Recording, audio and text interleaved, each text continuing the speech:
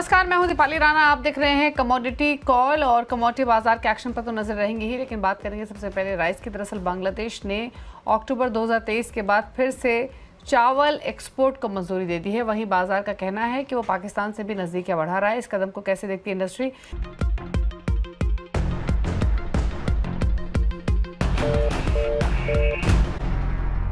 आप देख रहे हैं कमोडिटी कॉल और अब बात करते हैं राइस की। डॉक्टर प्रेम गर्ग हमारे साथ मौजूद हैं, जो कि इंडियन राइस एक्सपोर्टर्स फेडरेशन के प्रेसिडेंट हैं। सर नमस्कार, स्वागत है आपका। तो सबसे पहले समझना चाहेंगे एग्जैक्टली सिचुएशन है क्या, क्योंकि जो इंटरिम गवर्नमेंट है बांग्लादेश की, उन्होंने अरोमा राइस के एक्सपोर्ट को 1.5 साल के बाद अप्रूवल दे दिया है। और जो इंडियन एक्सपोर्टर्स हैं उनकी डिमांड यही है कि वो कि न्यू दिल्ली में जो प्राइस हैं वो हाइक किए जाएं, जो ढाका के लिए। तो एग्जैक्टली पहले तो सिचुएशन समझना चाहेंगे, किस तरीके की है, कितना हाइक की डिमांड कर रही है इंडस्ट्री, क्या है पूरी स्थिति?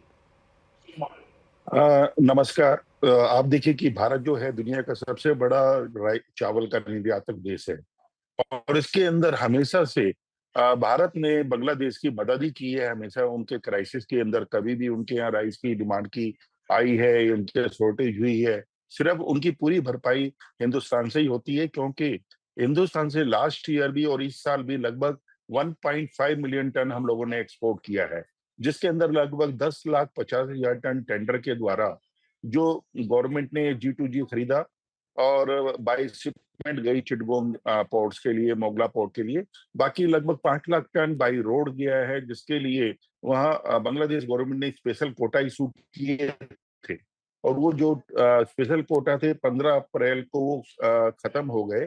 तो इसके अंदर वो बाई रोड का अभी जाना बंद हो गया है। और दूसरा, बांग्लादेश ने जो अभी कोटा इशू किया है एक्सपोर्ट के लिए, वो क्वांटिटी है 18,450 मीट्रिक टन। और ये इन लोगों ने अपने बांग्लादेश के एक्सपोर्टर्स को लगभग 153 कंपनीज को कोटा दिया है। और ये एक उनकी वैरायटी होती है जोआ जबार, तो उस क्वालिटी को एक्सपोर्ट करेंगे जो उनका प्राइस एक्सपोर्ट करने के लिए कम से कम $750 से कम के ऊपर उनको वारा नहीं खाएगा। जिसके अंदर जो मीडिया को सेम काइंड ऑफ क्वालिटी जो एक्सपोर्ट करते हैं उसको बोलते हैं HMT और सोना, जिसको दूसरे वे में कह सकते हैं सोना मंसूरी, जिसका प्राइस हम इंडिया से आज के दिन भी 440 से 460 के बीच में एक्सपोर्ट कर रहे हैं। तो ये भारत के लिए कोई चैलेंज वाली बात नहीं है। और दूसरा, जैसे अभी 4 अप्रैल को भी लास्ट बांग्लादेश में एक टेंडर किया 50,000 टन का, वो $394 पर metric ton C&F liner out basis के ऊपर गया, जो इंडियन एक्सपोर्टर्स ने दिया, जो वर्ल्ड के अंदर कहीं से भी इससे सस्ता चावल बांग्लादेश को नहीं मिल सकता। और कोई बड़ी बात नहीं है कि बांग्लादेश इंडिया से इंपोर्ट करे, अपने कंटेनर्स के अंदर अपना लेवल लगाकर उसको थोड़ा बहुत एक्सपोर्ट करना शुरू कर दे। अदरवाइज बांग्लादेश के पास इतना सरप्लस नहीं है और कि भाई वो हमें कंपटीशन दे पाएगा, और भारत के किसी भी स्टॉक के ऊपर या एक्सपोर्ट करने के ऊपर हमारे को कोई भी चिंता करने की जरूरत है। और हम लोग नंबर 1 पिछले कई सालों से हैं चावल के अंदर, और आने वाले भी कुछ सालों के अंदर, या हम कहेंगे हमेशा के लिए, भारत नंबर 1 रहेगा। जैसे हम पहले भी मैंने कई दफा बताया है कि 40% की हमारी हिस्सेदारी है पूरे भारत के चावल की वर्ल्ड के ट्रेड के अंदर, राइस के अंदर।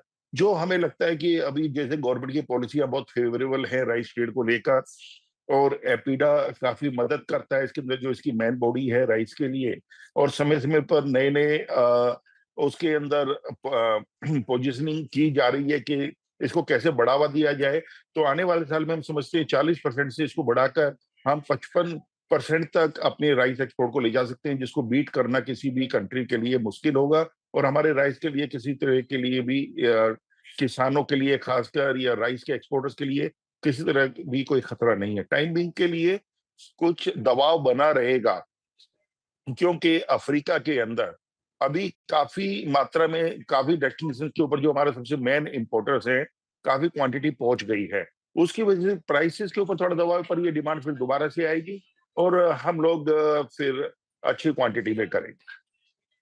अच्छा गर्ग साहब, फिर ये बताइए कि फिर जो भी डेवलपमेंट्स हो रही हैं, इनको लेकर ज़्यादा चिंता करने की ज़रूरत नहीं है, क्योंकि कुछ एक्सपोर्टर्स का, डेली बेस्ड एक्सपोर्टर्स का तो कहना ये भी है कि जो हमारी स्पेशल वैरायटी राइस है, जिसमें सोना मसूरी, जीरा कसाला या प्रीमियम नॉन बासमती राइस है, वहाँ पर इम्पैक्ट आ सकता है। और कुछ रिपोर्ट्स की मानी जाए तो अनुमान ये भी लगाया जा रहा है कि 2.5 लाख टन तक के एक्सपोर्ट्स पर इम्पैक्ट दिख सकता है। आप क्या कहेंगे? नहीं, मेरा मानना इसके अंदर बिल्कुल अलग है, क्योंकि उनको सिर्फ कोटा जो दिया गया बांग्लादेश से सिर्फ 18,450 टन का दिया गया है, वो भी 153 कंपनीज को। आप मान सकते हैं कि छोटा छोटा क्वांटिटी कितना जाएगा कंटेनर्स के अंदर। और ये इतनी क्वांटिटी तो हमारे एक ही कोई सिंगल एक कंट्री ले लेती। और भारत के ऊपर इसलिए 2.5 लाख टन के ऊपर इसका इम्पैक्ट आना कोई मैं नहीं समझता किसी भी तरह का हमारे ऊपर इम्पैक्ट आएगा। और इसका बिल्कुल निग्लिजिबल इम्पैक्ट होगा। हमें बिल्कुल भी घबराने की इसकी वजह से कोई जरूरत नहीं राइस ट्रेड को। ठीक है, चलिए शुक्रिया गर्ग साहब आने के लिए शो में और इस खबर पर अपनी राय रखने के लिए।